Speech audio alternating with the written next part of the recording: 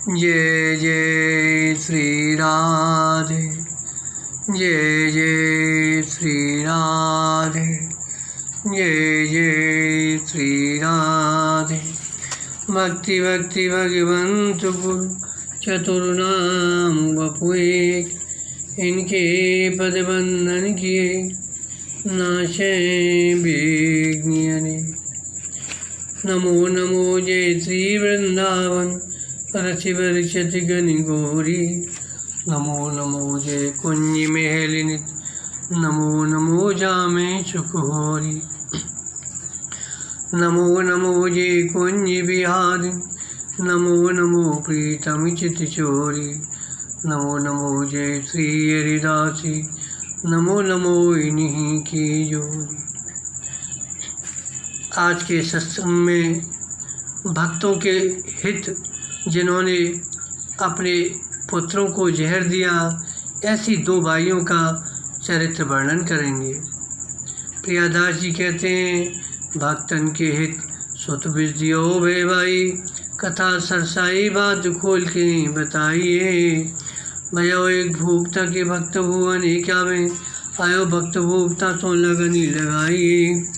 नीति चलत ए पे चलन न दे, राजा बितियो बरस मत कह भूल जाइए। गई आज तो तन छूट बे की रीत भई, लई बात पूछ रानी सबे ले जनाइए।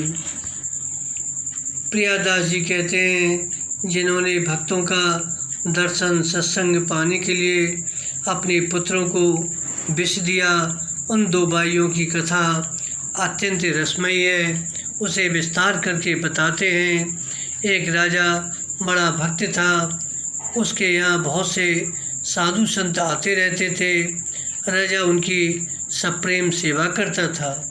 एक बार एक महान संत अपने साथियों के सहित पधारे। राजा का उनसे बड़ा प्रेम हो गया।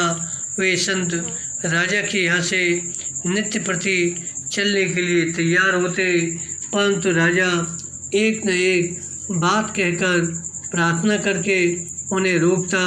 कहता, प्रभु आप रुक जाइए, कल चले जाइए। कभी कहता आज एकादशी है, उसके बाद चले जाइए। कभी अमावस्या की कहता, वो बोलता अभी झूलन आने वाले हैं, झूलन के बाद चले जाना। कभी कहता होली का उत्सव हो जाने दीजिए, होली के बाद चले जाना। इस प्रकार उनको एक वर्ष और कुछ महीने बीत गए। एक दिन उन संत ने निश्चय कर लिया, कल हम अवश्य ही जाएंगे। राजा के रोकने पर भी किसी भी प्रकार से रुकेंगे नहीं। यह जानकर राजा की आशा टूट गई। वह इस प्रकार से व्याकुल हुआ कि उसका शरीर छूटने लगा। रानी ने राजा से पूछकर सब जान लिया कि राजा भक्ति वियोग से जीवित नहीं रहेगा। रानी ने विचार करके जब यह जान लिया अब राजा जीवित नहीं रह सकेगा, तब उसने पुत्र को विष दे दिया। क्योंकि संत तो स्वतंत्र हैं, इन्हें कैसे रोक कर रखा जाए, इसका और कोई उपाय नहीं है। अतः रानी ने संत और पति दोनों के ही प्रेम में पुत्र को विष दे दिया, जिससे कि संत मरण सोच विचार कर कम से कम 15 दिन तो रुकेंगे, फिर आगे देखा जाएगा। तो संत सेवा एवं सत्संग सुख के लिए व्यावहारिक जीवन में प्रेम की परम अवधि पुत्र को विष देना संत निष्ठा की पराकाष्ठा है। प्रातःकाल होने से पहले ही रानी रो उठी। अन्य दासियां भी रोने लगीं। राजपुत्र के मरने की बात फैल गई। राजमहल में बड़ा कोलाहल मच गया। संत ने सुना तो शीघ्र ही वह भी आए और मन में जाने की जो बात थी, तैयारी थी, अब तो जो है उन्होंने सब सामान अपना रख दिया। महात्मा जी ने राजभवन में प्रवेश किया। जाकर बालक को देखा, उसका शरीर विष के प्रभाव से ढीला पड़ गया था, जो इस बात का साक्षी था कि बालक को बेच दिया गया है। महात्मा जी ने रानी से पूछा, सत्य कहो, तुमने यह क्या किया? रानी ने कहा, आप आज निश्चय ही चले जाना चाहते थे और हमारे नेत्र आपके दर्शनों की अभिलाषा में हैं। आपको रोकने के लिए यह उपाय किया गया। राजा और रानी की ऐसी अद्भुत भक्ति देखकर वे महात्मा छाती खोलकर जोर जोर से रोने लगे। मुझे रोकने के लिए पुत्र को बेच दे दिया, कैसा विलक्षण भक्त प्रेम! यह समझकर उनके मुख से बात नहीं निकल रही थी। उनका कंठ गदगद हो गया। उन्हें भक्ति की इस विलक्षण रीति से भारी सुख हुआ। भक्ति की रीति साधारणतया जानी नहीं जा सकती। प्रेमा भक्ति के उदय होने पर उनके शरीर भी दिव्य हो जाते हैं। अतः ऊंची या नीची जाति का विचार वहाँ कहाँ रह जाता। जाति के भेदभाव को त्याग कर उस प्रेम रस सागर को ही सदा हृदय में धारण करना चाहिए। राजा निम्न जाति का क्षत्रिय है, यह भेद महात्मा जी के मन में नहीं रहा। इसके बाद महात्मा जी ने भगवान के गुणों का वर्णन किया और उसके साक्षी संत हैं, यह बताकर उस बालक को जीवित कर दिया। उन्हें वह स्थान अत्यंत प्रिय लगा। अपने साथियों को जो जाना चाहते थे उन्हें विदा कर दिया और प्रेम रस में मग्न संत थे वे उनके साथ ही रह गए। इस घटना के बाद महात्मा जी ने राजा से कहा, यदि आप हमें मारकर भगाएंगे तो भी हम यहाँ से नहीं जाएंगे। यहाँ प्रेम की पराकाष्ठा है। देखो राजा रानी कितने संत प्रेमी हैं कि राजा संत वियोग में शरीर छोड़ने को तैयार थे और रानी ने पुत्र को बेच दे दिया। जो संतों में भाव रखते हैं उनका कोई अमंगल नहीं हो सकता।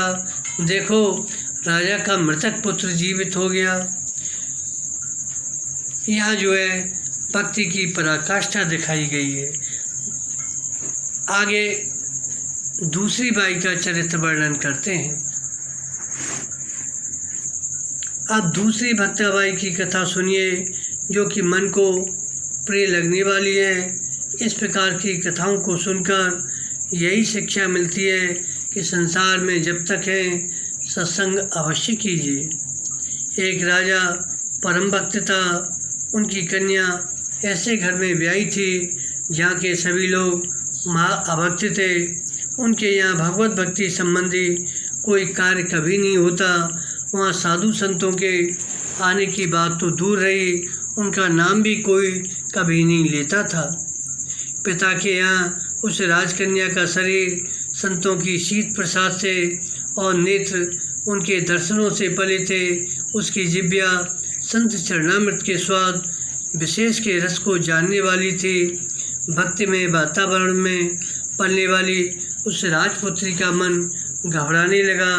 भक्ति विमुख लोगों के बीच में भला उससे कैसे रहा जा सकता। वहाँ उसका कुछ भी बस नहीं चलता था।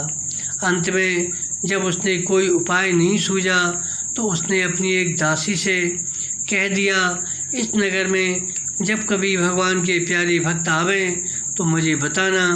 घर के विमुखों को भगवत भक्त बनाने के लिए उसने मन में निश्चय कर लिया कि प्रेमी भक्तों के आने पर अपने पुत्र को बेच दे दूंगी।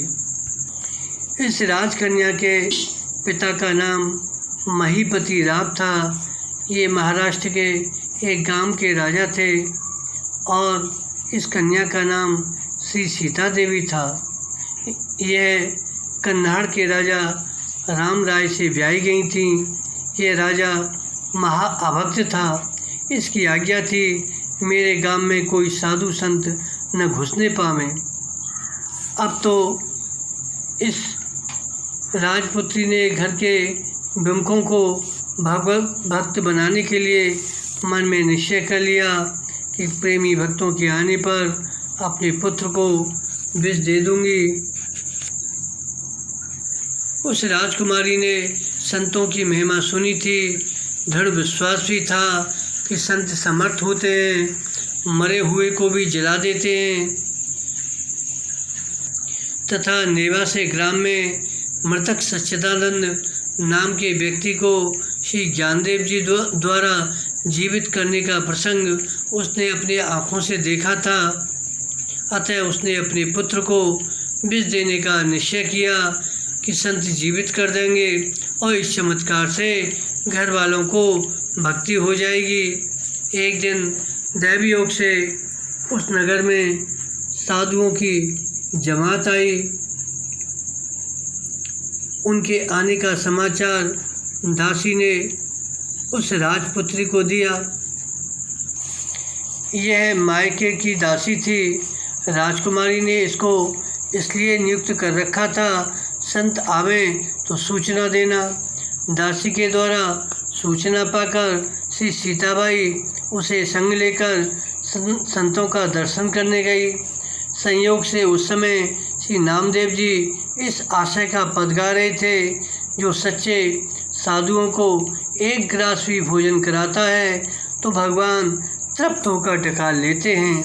फिर तो सीता ने उसी समय मन में संकल्प किया कि आज जैसे हो वैसे संतों को घर पर बुलाऊंगी और भगवत प्रसाद पवाऊंगी तथा संतों की शीत प्रसादी लूँगी। ऐसा विचार कर उसने अपने पुत्र को विष दे दिया। वह मर गया। अब वह राजकन्या तथा दूसरे घर के लोग रोने बिलाप करने लगे। लोग पछाड़ खा खा कर धरती पर गिरने लगे। दुख से उनके हृदय फटे जा रहे थे। तब उस भक्ता ने व्याकुल होकर उन लोगों से कहा, अब इसके जीवित होने का केवल एक ही उपाय है।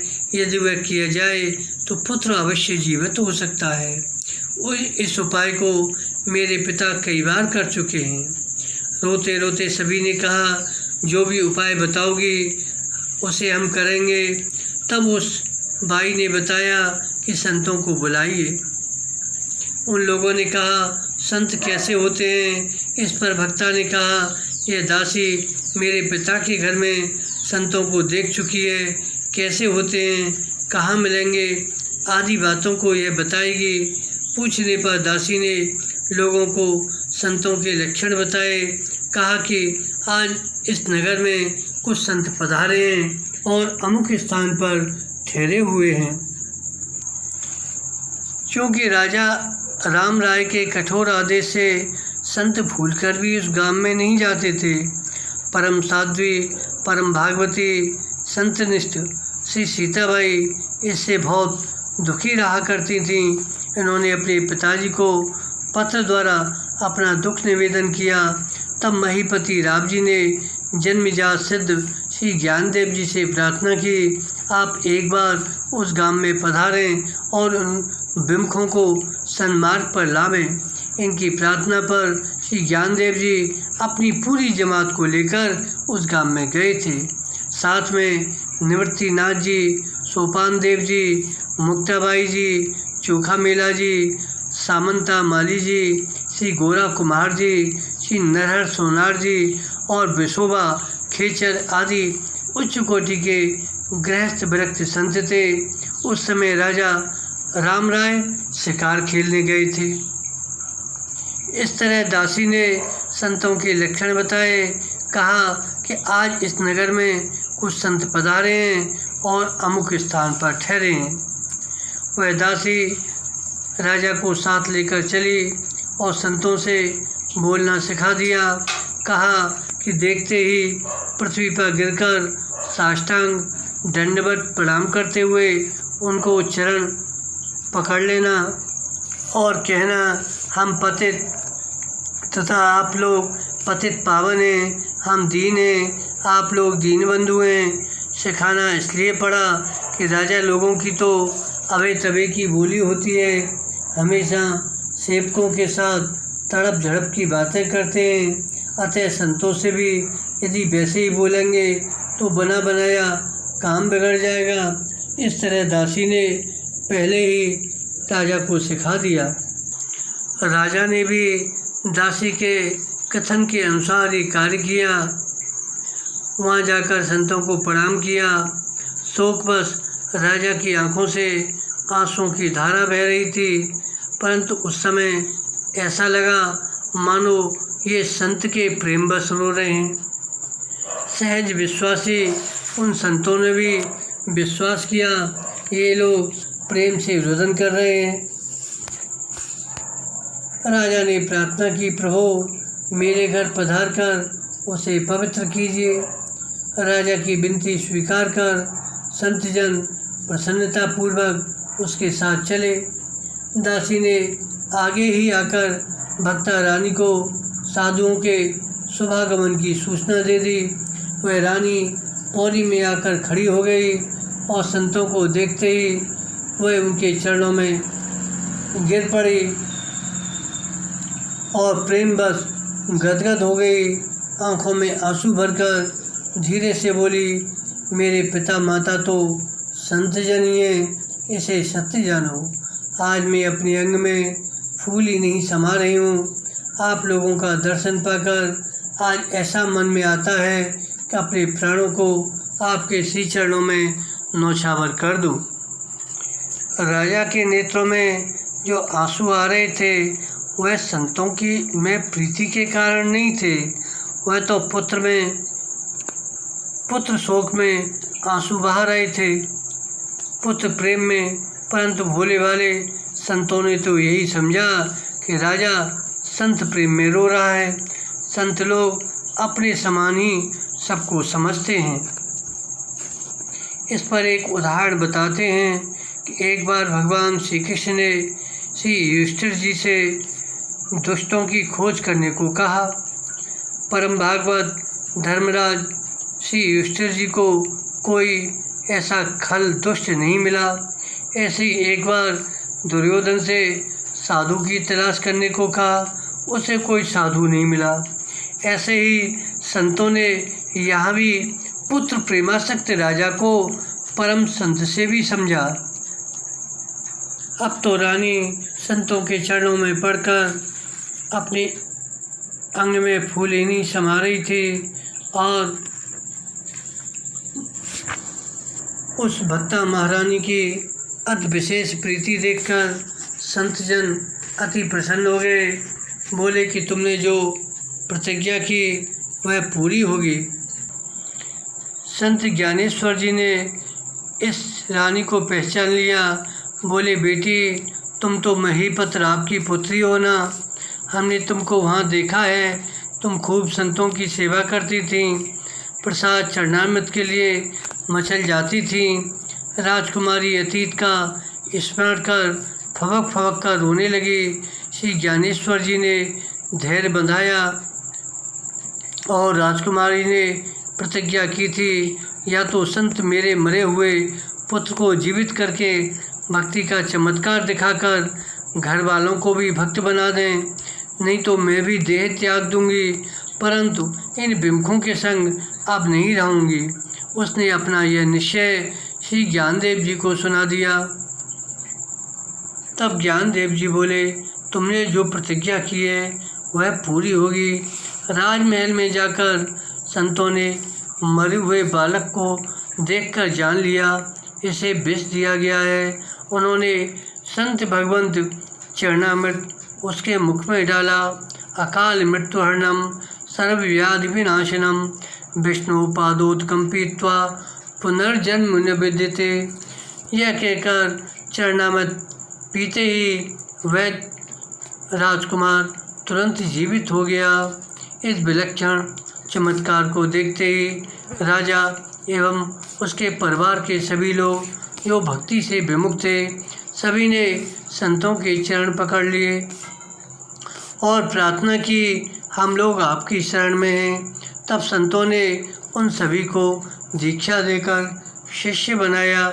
उन लोगों ने वैष्णव बनकर संतों की ऐसे प्रेम से सेवा करना आरंभ कर दिया जिसे देखकर लोग प्रेम विभोर हो जाते थे। इस प्रकार प्रभु ने उस रानी की लज्जा रखी जिसके साक्षी संत जन हैं। इस प्रकार का उत्कट दर्शनाभिलाषी यदि कोई हो तो आज भी संतों के दर्शन कर अपनी इच्छा प्रतिज्ञा को पूर्ण कर सकता है। नास्तिक लोग शास्त्र के वचनों पर विश्वास नहीं करते, वे तो प्रत्यक्ष को ही मानते हैं। अतः इन सभी को भी प्रत्यक्ष प्रभाव देखकर भक्ति हुई। बोलो भक्ति भगवान की जय। जय जय श्री राधे, जय जय श्री राधे, जय जय श्री राधे।